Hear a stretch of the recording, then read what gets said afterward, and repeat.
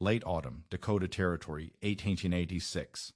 The prairie had already begun to harden under the first warnings of winter. Frost crept across the tall grass each morning like a pale veil, and every sunrise revealed another thin layer of ice clinging to water buckets, wagon wheels, and the edges of shallow creeks. For most settlers scattered across that wide, wind-swept land, this was the most urgent time of the year.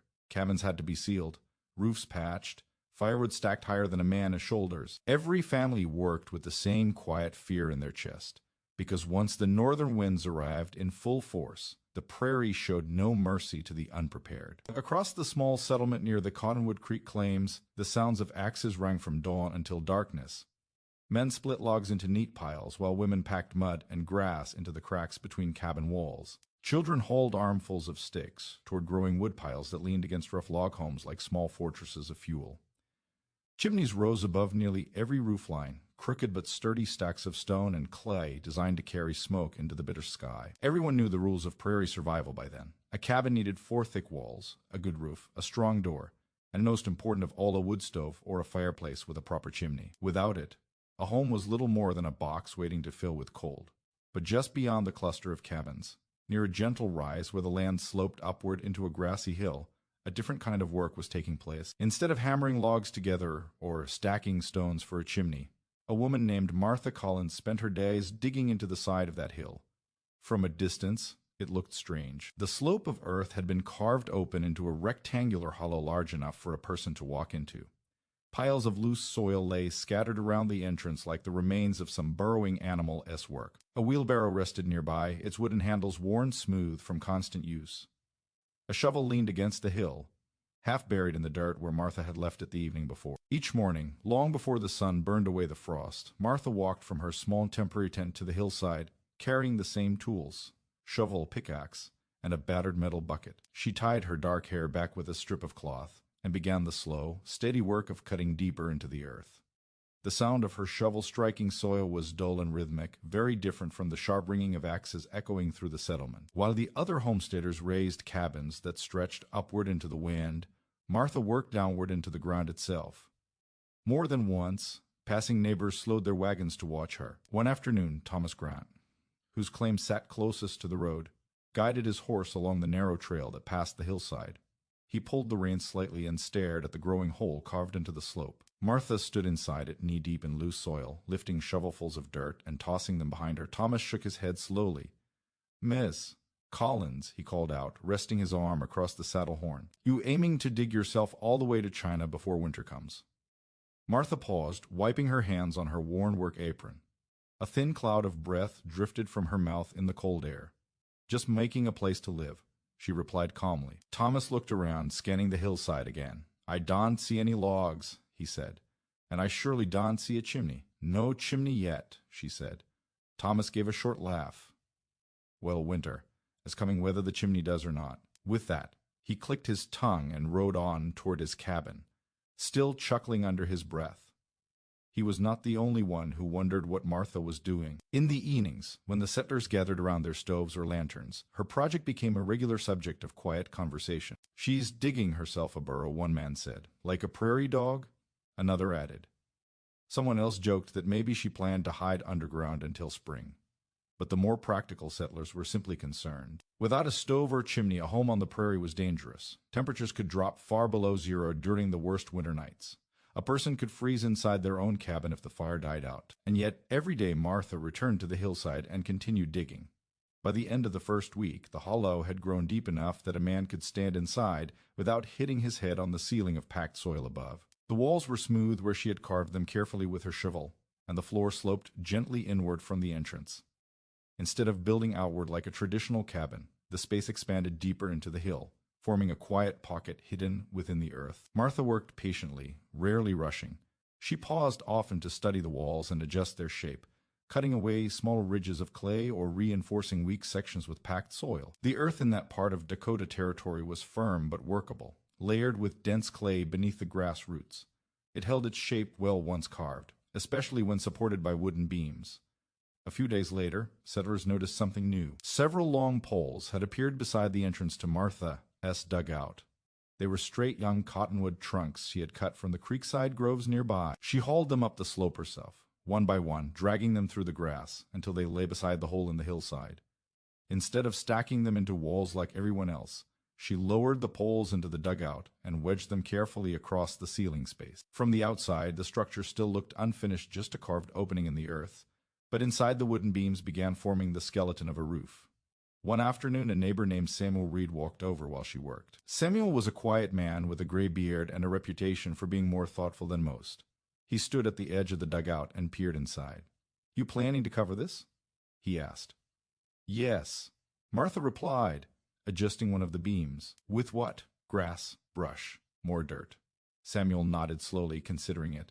"Earth houses," he murmured. "Heard about them once from a railroad surveyor.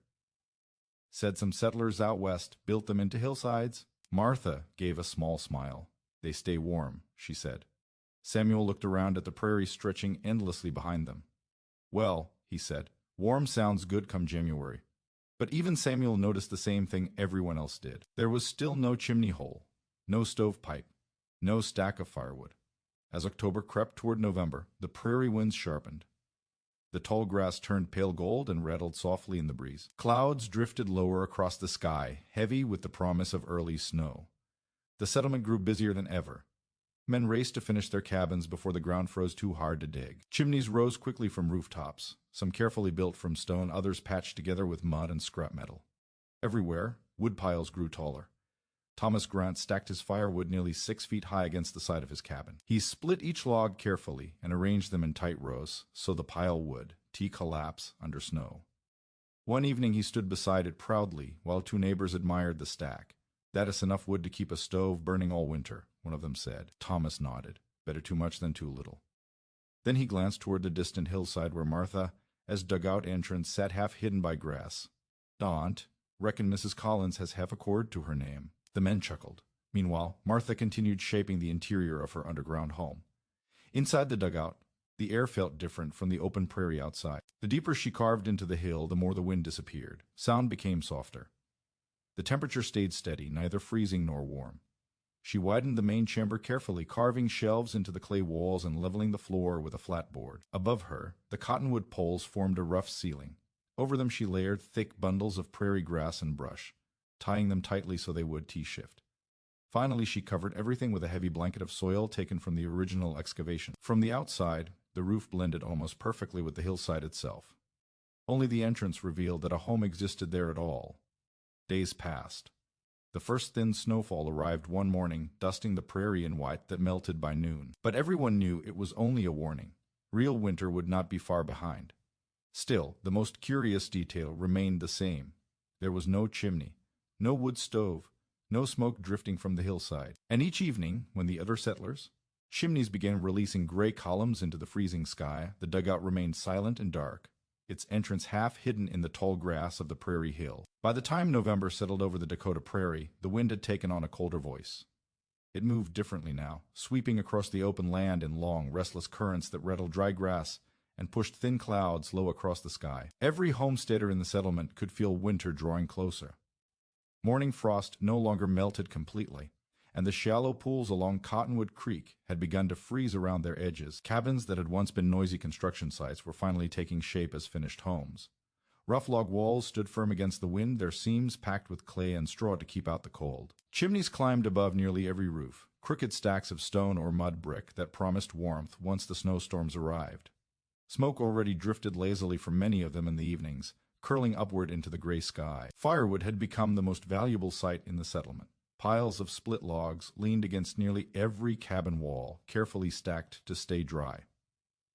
Some families had spent weeks hauling wood from the distant cottonwood groves along the creek. Others traded labor or supplies just to secure enough fuel to last through winter. Every settler understood that the difference between comfort and suffering in January could depend on the size of that wood pile. But on the low grassy hill beyond the cabins, Martha Collins continued working on something entirely different. From the outside, her project still looked unusual to anyone passing along the wagon trail. The opening she had carved into the hillside was now wide enough for a person to walk through comfortably. Instead of a door mounted flush against a wall, the entrance sloped gently downward for several steps before turning slightly into the dugout's interior. The earth surrounding the entrance had been packed smooth by Martha's careful work. Loose dirt had been cleared away, leaving the ground firm and tidy rather than messy like a fresh excavation. A few curious settlers had walked closer to see what she was doing, and they quickly realized that the hollow in the hill had grown into something larger than they expected. Inside the hillside, Martha had carved out a proper living space. The main chamber stretched deeper into the earth than most people realized from outside. The walls were smooth and solid, formed from thick clay that held together naturally once shaped. She had carefully cut away weak spots and packed extra soil where the earth felt too loose. The floor had been leveled and tamped down until it was nearly as firm as packed roadbed. Instead of leaving it rough, Martha had spread a thin layer of fine soil across the surface and pressed it smooth with a wide wooden board. Walking across, it felt surprisingly steady underfoot. Above the chamber, the ceiling rested on the cottonwood poles she had dragged from the creek groves weeks earlier. Each pole had been positioned carefully across the width of the dugout, forming a sturdy framework that supported the weight of the hillside above. On top of those beams, Martha layered thick bundles of prairie grass, brush, and woven reeds. The plant material formed a natural barrier that helped keep loose dirt from falling through the ceiling. Once the grass layer was complete, she covered everything with heavy soil taken from the original excavation. The result was a roof nearly 4 feet thick in places. From the outside, it simply looked like part of the hillside. Grass even continued to grow across the top in patches where the roots had not been disturbed too deeply. When the wind blew across the prairie, it passed over the dugout without resistance, unable to find a wall or corner to strike. Inside, the difference was noticeable immediately. The air remained still. Instead of the biting chill that filled the open prairie, the dugout carried a steady, quiet coolness that did not change much from morning to evening. One afternoon, Samuel Reed stopped by again to see how Martha's work had progressed. He approached the entrance slowly, brushing frost from his coat sleeves as he stepped down into the sloping passage. The moment he moved inside, he paused. It was not warm exactly, but it felt comfortable compared to the sharp wind outside. Samuel removed his hat and looked around the chamber. "Well, I'll be," he muttered softly. The walls curved slightly inward as they rose toward the ceiling beams, creating a shape that felt surprisingly secure. Clay shelves had been carved into the earth along one side, forming storage spaces for tools, lanterns, and small household items. Near the far wall, Martha had built a simple wooden platform from rough boards supported by short posts driven into the floor. It stood about 2 feet above the ground. "A bed?" Samuel asked. "That's the idea," Martha said while smoothing a section of wall with the flat of her shovel.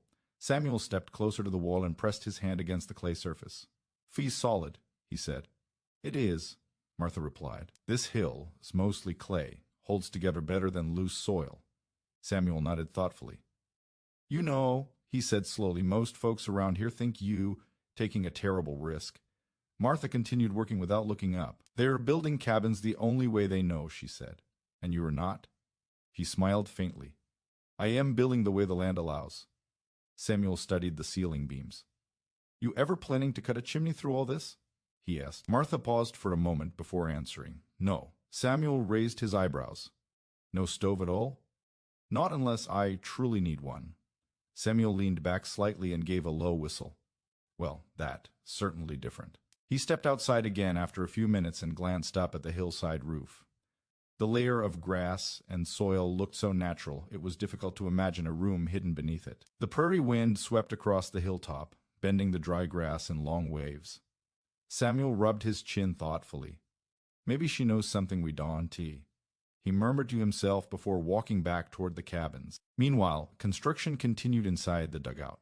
Martha spent several days reinforcing the entrance passage. Because it sloped downward before reaching the main room, she lined parts of the tunnel with wooden boards and short support posts to keep the walls from crumbling during heavy rain or snow. The entrance itself faced slightly southward, a choice she had made deliberately. During the day, sunlight could reach part of the passage and warm the air slightly before it entered the main chamber. She also built a thick wooden door from rough planks. Instead of hanging it flush with the outside ground, she placed it several feet inside the entrance tunnel. This meant that cold wind blowing across the prairie had to travel down the sloped passage before reaching the door itself. Much of its force died away before it ever touched the living space. Outside, the settlers continued preparing for winter in their own ways. The settlement had grown quieter now that most construction was finished. Evenings brought the comforting glow of lantern light through cabin windows and the steady scent of wood smoke drifting across the prairie. Children gathered around stoves while their parents cooked simple meals over iron grates. The crackle of burning logs filled nearly every home, and every chimney released smoke. Every chimney except the one that did not exist on Martha Collins' dugout. Thomas Grant noticed it often. One evening he stood outside his cabin splitting another load of firewood. The rhythmic crack of his axe echoed through the still air as the sun dipped low behind the western hills.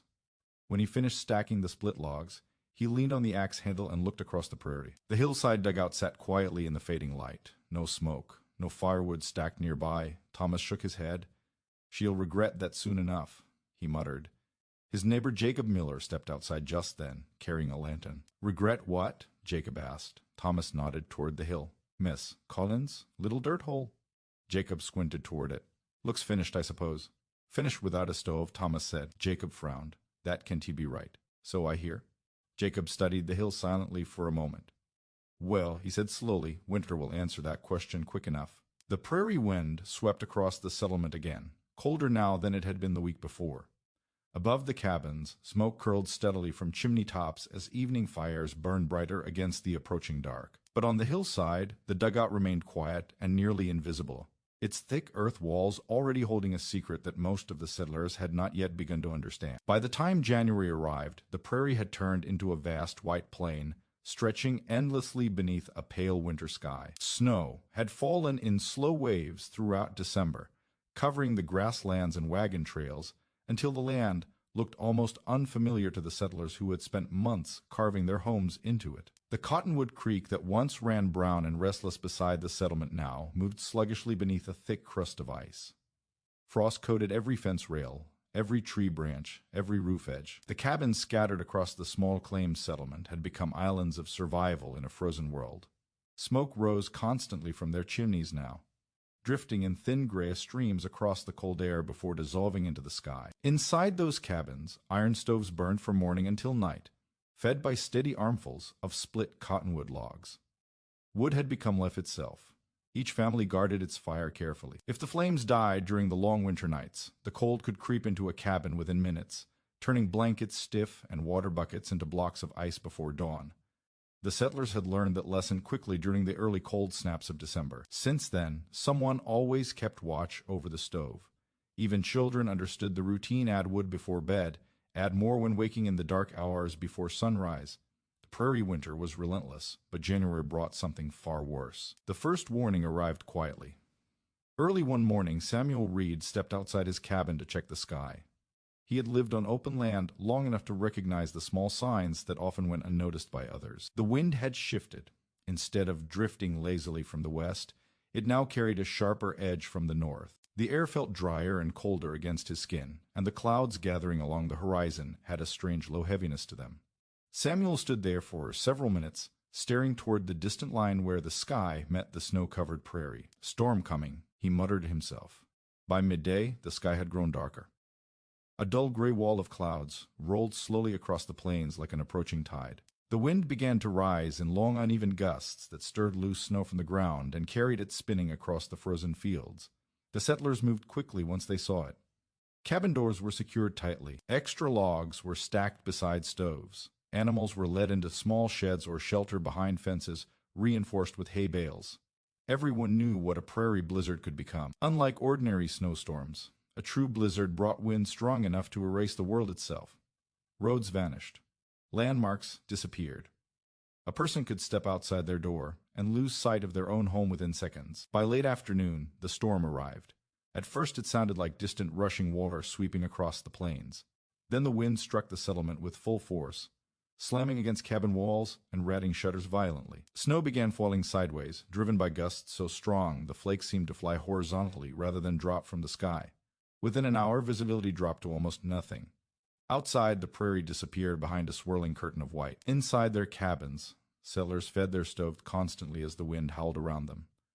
Flames snapped and crackled in the iron fireboxes, while the metal pipes leading to the chimneys glowed faintly with heat. Thomas Grant sat close to his stove that evening, rubbing his hands together while another log burned fiercely inside the firebox. The wind outside roared like a living creature. His cabin walls shuddered occasionally as powerful gusts slammed into the structure. Snow packed itself against the logs outside, slowly building drifts that crept higher along the walls. Thomas leaned toward the small window beside the stove and wiped away the frost that had formed on the glass. He could see almost nothing beyond it, just swirling white shapes racing through the darkness. "Bad one," he muttered. Across the settlement, other families huddled close to their stoves as well. Children sat wrapped in blankets while parents listened uneasily to the wind. No one slept well that night. The storm grew stronger after midnight. The temperature plunged as Arctic air poured down from the north. Wind speeds increased until the blizzard screamed across the prairie with terrifying force. Snow piled into drifts that swallowed fences and wagon wheels. Paths between cabins vanished beneath deep, shifting mounds. Even the sound of the storm changed. Instead of simple wind, it became a constant roaring rush, filled with sharp, rattling bursts as ice crystals slammed against walls and windows. Morning came, but the sky remained dark. Inside his cabin, Samuel Reed pushed open his door cautiously and stepped outside for only a moment. The wind nearly knocked him backward. Snow whipped past his face so thickly he could barely see his own boots. The drift against his cabin door had already climbed halfway up the frame. Samuel shut the door quickly and returned to the warmth of his stove. The blizzard showed no signs of ending. Hour after hour, the storm raged across the prairie. By the second day, the settlement had become completely buried in snow. Drifts climbed higher than wagon beds, and some cabin doors had to be shoveled free from the inside just to open. Wood consumption increased rapidly. Families burned through their carefully stacked piles faster than expected. Each time the wind howled louder or the temperature dropped further, another log went into the fire. Smoke poured from every chimney continuously. The sky above the settlement looked streaked with gray lines as dozens of smoke columns struggled upward through the violent wind. Everyone relied on that fire. Everyone except Martha Collins. On the hillside beyond the cabins, her dugout lay hidden beneath the snow. At first glance, it looked almost invisible now. The roof blended perfectly with the natural slope of the hill, and drifting snow had piled across the entrance until only the top of the passage remained visible. The wind raced over the hill without pause, scattering snow in thin streams that slid across the surface like waves of powder. But inside the dugout, the storm sounded distant. The thick earth walls muffled most of the wind's roar, turning the violent blizzard outside into a low, steady rumble that vibrated gently through the soil. Martha sat on the wooden platform she had built against the wall, wrapped in a wool blanket. A small lantern glowed softly beside her, its yellow light flickering against the clay walls of the chamber. The air inside felt calm, cool, but steady. She could hear the storm faintly through the layers of earth above her, but it felt removed, like thunder heard from far away. She reached out and touched the wall beside her. The clay felt firm and slightly warm compared to the freezing air outside. The ground itself held its own quiet temperature deep beneath the prairie surface. Even while the air above plummeted far below zero, the earth remained much steadier. Martha had learned that years ago, long before arriving in Dakota Territory. She had heard stories from travelers and farmers about earth shelters homes built partly underground, where thick soil acted as natural insulation. The ground trapped heat and resisted sudden temperature changes. Now, as the blizzard raged outside, her dugout quietly proved the truth of those stories. Back in the settlement, the second night of the storm arrived with even harsher cold. Thomas Grant added another heavy log to his stove and shut the iron door tightly. The thermometer hanging beside his window had dropped far below zero. Despite the roaring fire, the far corners of his cabin already felt chilly. He glanced toward the window again. Through the frost-covered glass, he could barely make out the swirling snow beyond the settlement. Then he thought about the hillside, about the dugout with no chimney, no stove, no firewood. Thomas shook his head slowly. "Hope she found somewhere warmer," he muttered quietly. Because out there, in the middle of that blizzard, with temperatures dropping lower each hour, the idea of surviving without a fire seemed almost impossible. And yet beneath the snow-covered hillside, the earth itself was holding a steady warmth that the settlers above ground had not yet begun to understand. The blizzard did not end quickly. Across the Dakota Prairie, the storm continued through another night and well into the following day, burying the settlement beneath a thick, shifting blanket of snow. Wind roared across the open land with a relentless force that seemed to have no beginning and no end. Snow no longer fell gently from the sky. It moved like smoke, racing sideways through the air, driven by gusts strong enough to bend fence posts and rattle cabin walls. Inside the cabins scattered along the frozen creek, the settlers had stopped thinking about anything except staying warm. Stoves burned constantly. Logs were fed into fireboxes one after another, the iron doors opening and slamming shut every few minutes. The sharp scent of burning cottonwood filled the air inside those homes, while smoke poured steadily from their chimneys, twisting and scattering in the violent wind. Children stayed wrapped in quilts close to the stoves while their parents watched the windows anxiously. The glass panes were now rimmed with thick frost, that crept inward like pale vines. Every so often someone would wipe a small clear circle just to look outside, though the view rarely revealed anything but a spinning white blur. Time seemed to slow during the storm. Hours blended together into a single long stretch of cold daylight, followed by darker cold night. People slept in short, restless bursts, waking often to feed the fire or check the door where snow kept piling higher against the frame. On the third morning, the wind finally began to weaken. It did not stop all at once. Instead, the roaring gusts gradually faded into slower, uneven currents that still pushed loose snow across the prairie, but no longer shook the cabins with the same violent force. The sky remained gray and heavy, but the swirling white curtain outside the windows began to thin. Samuel Reed was the first to step outside. He pushed his cabin door open slowly, shoving against a mound of snow that had built up nearly to the handle. The cold air rushed inside immediately, carrying the sharp, clean smell that always followed a hard storm. Samuel pulled his coat tighter and stepped out onto the drift. For a moment he simply stood there, staring. The prairie looked completely transformed. Snow had buried almost everything. Fence lines had vanished beneath smooth white ridges. Wagon ruts that once marked the road had disappeared entirely. Even the low brush along the creek was now hidden beneath long curving drifts shaped by the wind. Some of those drifts were taller than a man. Samuel walked carefully a few steps away from his cabin, lifting his boots high with each movement as he pushed through the powder. Around him, other doors began opening. Neighbors stepped outside slowly, blinking against the pale brightness of the snow-covered world. Everyone moved cautiously at first, testing the depth of the drifts and looking around to see how much the storm had changed.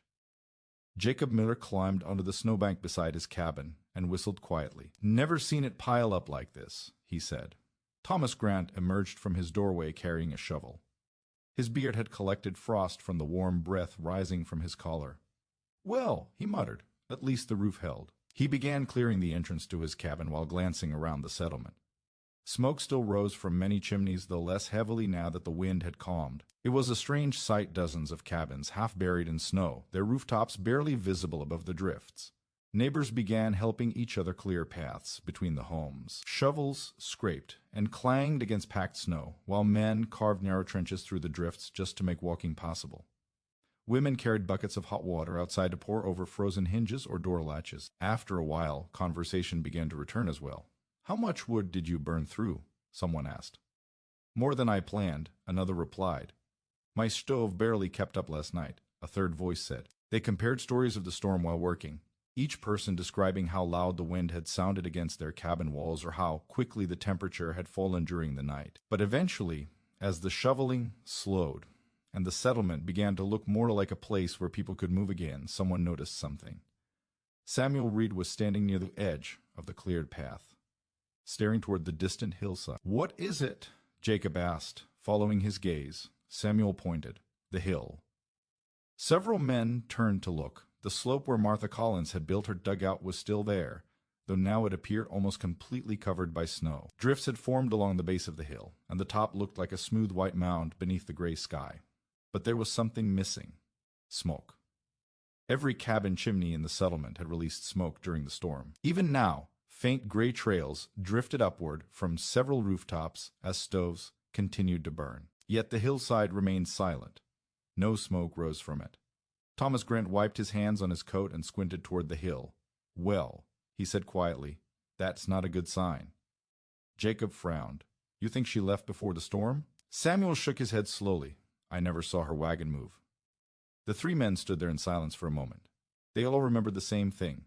Martha Collins had no chimney, no stove, no firewood stacked beside her home. If she had stayed in that dugout during the blizzard, she would have faced the cold without the one thing every other settler relied on to survive. Thomas exhaled slowly. "We should go check," he said. No one argued. Within a few minutes, 4 men had gathered with heavy coats and walking sticks. The snow between the settlement and the hillside was deep and uneven, shaped into ridges and hollows by the wind. They began the slow walk across the prairie. Each step sank halfway to the knee, sometimes deeper where the drifts had piled up. Progress was slow and tiring, but the men pushed forward steadily, leaning into the cold air. As they moved farther from the cabins, the settlement behind them shrank into a cluster of low shapes rising from the snow. Ahead, the hillside waited in silence. From a distance, it was difficult to see the entrance to the dugout at all. Snow had drifted across the slope in long curved lines that followed the shape of the wind. When the men finally reached the base of the hill, they paused to catch their breath. Thomas studied the slope carefully. "Entrance should be somewhere around here," he said. Samuel walked a few steps along the base of the hill, tapping the snow with his stick. For several moments they saw nothing but smooth white ground. Then Jacob pointed suddenly. There, a shallow depression broke the smooth surface of the drift near the center of the slope. It looked like a small hollow where the snow had settled differently. The men moved closer. With their boots and sticks, they began clearing away the powder, revealing the top of the sloping entrance passage Martha had built. Snow had partially filled the passage, but not completely. Samuel crouched and brushed away the last layer from the wooden door, set a few feet inside the tunnel. He looked back at the others. "Well," he said quietly, "door still here." Thomas stepped beside him. He hesitated for just a moment before reaching forward and knocking. The sound echoed dully against the wood. For a few seconds, nothing happened. The men exchanged uneasy glances. Then something shifted inside. The door latch clicked softly, and when the door slowly opened, a gentle wave of warm air drifted out into the cold prairie morning. For a moment none of the men spoke. They had expected cold air to rush out of the dugout the instant the door opened, expected the bitter sting of frozen darkness that filled every unheated space on the prairie that winter. But instead, the air drifting out into the entrance passage felt strangely mild. Not hot like the inside of a stove-heated cabin, but soft and steady. Warm enough that the men immediately noticed the difference against their frozen faces. Samuel Reed blinked in surprise. Thomas Grant, still half crouched in the entrance tunnel, lifted his hand slowly and pushed the door wider. Inside, a small lantern cast a gentle golden glow across the clay walls of the dugout. Shadows flickered softly along the curved surfaces, where the packed earth met the heavy cottonwood beams above. And sitting calmly on the wooden platform bed at the far end of the room was Martha Collins. She looked up from the wool blanket she had been folding and smiled as if visitors arriving during a blizzard were the most ordinary thing in the world. "Well," she said quietly, "I wondered when someone might come knocking." The men simply stared. Snow still clung to their coats and hats, and clouds of white breath drifted from their mouths as they stepped carefully down the short passage and into the chamber. Thomas was the first to speak. "You were, all right?" Martha nodded. "Of course." Samuel stepped fully into the room, glancing around slowly. The dugout was larger than he remembered from his last visit weeks earlier. The clay walls curved gently upward toward the thick ceiling beams, and shelves carved into the earth held simple supplies: lantern oil, a kettle, folded blankets, a few small sacks of food. But the thing that struck him most was the air. He removed his gloves and rubbed his hands together. It was tea-freezing. In fact, after standing inside for only a few seconds, he realized something remarkable. It felt comfortable. Not the sharp, dry heat that came from a roaring wood stove, but a calm, steady warmth that seemed to fill the entire space. Thomas noticed it too. He slowly removed his hat and looked around again, this time with disbelief written across his face. "Where is the stove?" he asked. Martha chuckled softly. "There isn't one." Jacob Miller stepped closer to the clay wall and placed his palm against it. The earth felt cool but not icy solid and stable, like stone that had been sitting in the shade all day. "What in the world?" he murmured. Samuel glanced toward the ceiling. There was no chimney pipe, no smoke stain, no fireplace carved into the wall. The dugout had exactly what Martha had always claimed. Nothing that burned wood. Thomas crossed his arms slowly. "You telling me you rode out that whole storm in here without a fire?" "Yes." "And you stayed warm?" Martha tilted her head slightly. "Warm enough." Samuel looked around again, trying to understand what he was feeling. The temperature inside the dugout seemed to sit somewhere between cool and mild, nothing like the brutal cold outside. His fingers, which had been stiff and aching from the walk through deep snow, were already beginning to loosen. "How warm is it in here?" he asked. Martha reached toward a small metal thermometer hanging on one of the wooden support posts. She lifted it carefully and handed it to him. Samuel studied the glass tube for a moment, then blinked. 60 degrees, he said quietly. Thomas frowned. "That can be right." Samuel held the thermometer out toward him. "Look for yourself." Thomas leaned closer and stared at the thin red line inside the glass. It clearly rested at the mark labeled 60. For a long moment he said nothing. Then he slowly turned in a circle, looking at the dugout walls again. Outside, the temperature had dropped far below zero during the worst part of the blizzard. Inside this earthen room, it was 60 degrees, without a stove, without a chimney, without burning a single stick of wood. "How?" Jacob finally asked. Martha set the lantern back on its shelf and brushed a bit of dust from her apron. "The earth," she said simply. The men waited for her to continue. She gestured toward the thick clay walls surrounding them. "The ground beneath the prairie holds its own temperature," she explained. "A few feet down, it doesn't change much all year. Winter storms freeze the surface, but the deeper soil stays steady." Samuel nodded slowly. "I've heard something like that before." Martha pointed upward toward the ceiling beams. "There is 4 feet of earth above us," she said, "and nearly the same around the walls. That soil keeps the cold out and the ground as natural warmth in." Thomas walked to the entrance tunnel and looked back toward the outside. The wind had begun to stir again slightly, sending thin streams of snow sliding across the hillside. Then he stepped back inside and closed the door behind him. Immediately the distant sound of the wind faded to a dull rumble. He looked around the room once more. "So the storm could touch it," he said slowly. "Not much," Martha replied. Samuel rubbed his chin thoughtfully. "You built the whole place like a cave." "Not a cave," Martha said. "A dugout. People have used them for generations on windy plains like this." Jacob walked slowly around the room, examining the shelves carved into the clay. "You mean to tell me," he said, "all those nights we've been burning wood like mad, you've just been sitting here with a lantern?" Martha smiled slightly. "Pretty much."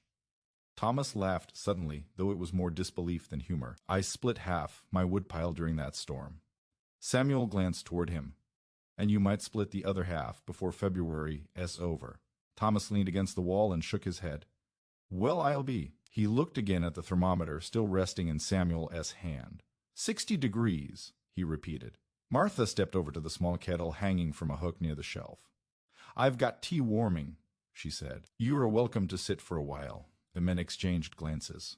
None of them had expected to find comfort inside that hillside, but their frozen boots and aching fingers were already appreciating the steady warmth of the dugout. Samuel sat down carefully on a wooden crate near the wall. Jacob followed a moment later. Even Thomas eventually lowered himself onto the edge of the platform bed, still shaking his head as he stared at the thick earthen walls around him. Outside, the prairie lay buried beneath deep snow and bitter cold.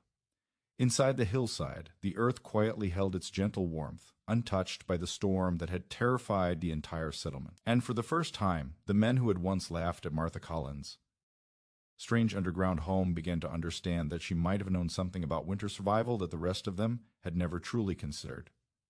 The 4 men remained inside the dugout longer than they had planned. At first they stayed only to warm their hands and catch their breath after the difficult walk through the deep snow. But as the minutes passed, none of them seemed eager to step back into the bitter prairie air outside. The difference between the two worlds felt almost unreal. Just beyond the wooden door, winter still ruled the land with brutal force. The wind swept across the snow-covered plains, pushing long streams of powder along the ground like drifting smoke. The cold was sharp enough to sting exposed skin within seconds. Yet inside the hillside, the air remained calm and steady. The clay walls gave off a faint, earthy smell, clean and natural. The lantern, as soft glow flickered gently across the curved surfaces, casting warm light that made the dugout feel more like a quiet room than a shelter carved into dirt. Samuel Reed held the small thermometer in his hand again and studied it carefully. The red line had not moved, still 60 degrees. He lowered the glass instrument slowly and looked toward Martha. "You planned this from the beginning, did you?" Martha poured steaming tea from the kettle into several tin cups before answering. "Yes." She handed the first cup to Samuel, then passed the others to Jacob and Thomas. The warm metal felt comforting against their cold fingers. "You knew the ground would hold the temperature," Samuel continued. "I knew it would help," Martha replied. Thomas blew gently across the surface of his tea. "Help?" he said with a short laugh. "Miss Collins, you've got the warmest house in the territory, and you haven't burned a single log." Martha smiled quietly but did argue. The men drank their tea slowly while the lantern light flickered against the clay walls. For a long time no one spoke.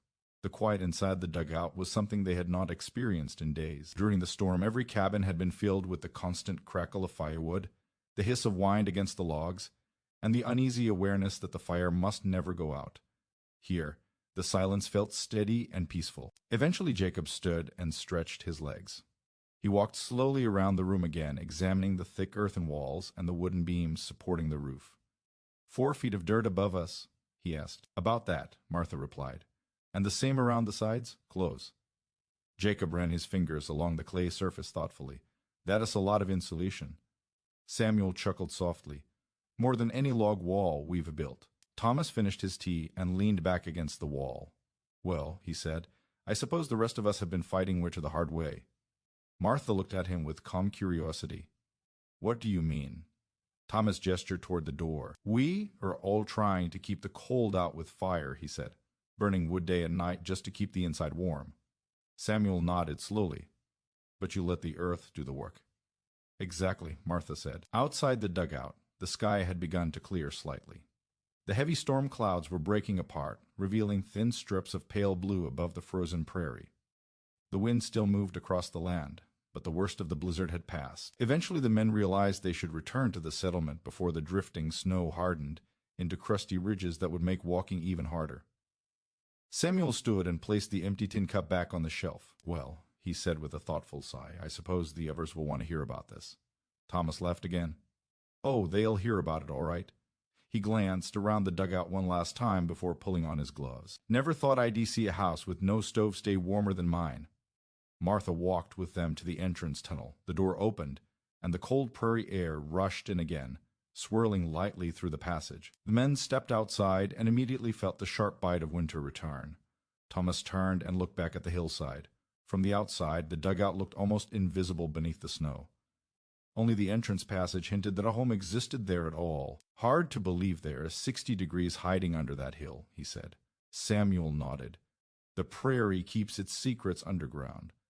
The men began the slow walk back toward the settlement, pushing through knee-deep drifts that sparkled in the afternoon sunlight. Behind them, the dugout door closed quietly.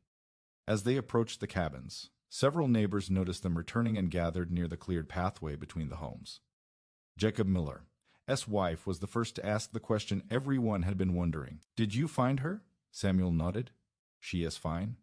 Relief spread across several faces. "But how?" someone asked. "She did have a stove." Thomas stepped forward, brushing snow from his coat. "That is the strange part." "Well," Thomas glanced toward the distant hillside before answering. "It is warmer in her place than in most of our cabins." The settler stared at him. "You were joking." "I wish I was." Samuel held up the thermometer. 60 degrees. For a moment no one said anything. Then several people began speaking at once. "That is impossible." "Without a fire?" "You must have read it wrong." Samuel shook his head. "The earth keeps the temperature steady," he explained. "Her dugout walls are thick clay. The roof is covered with several feet of soil. The cold can to reach inside like it does in our cabins." Thomas folded his arms. She rode out the whole blizzard with a lantern and a blanket. The group fell silent again. Some of the settlers slowly turned to look toward the hillside where the dugout lay hidden beneath snow. For months many of them had quietly laughed at Martha Collins. They had watched her digging into the hill instead of raising a proper cabin. They had shaken their heads at the missing chimney and the empty space where a woodpile should have been. Now the truth stood plainly before them. While they had been feeding their stoves day and night just to stay warm, Martha had been sitting comfortably beneath the earth. The story spread quickly through the settlement over the next few days.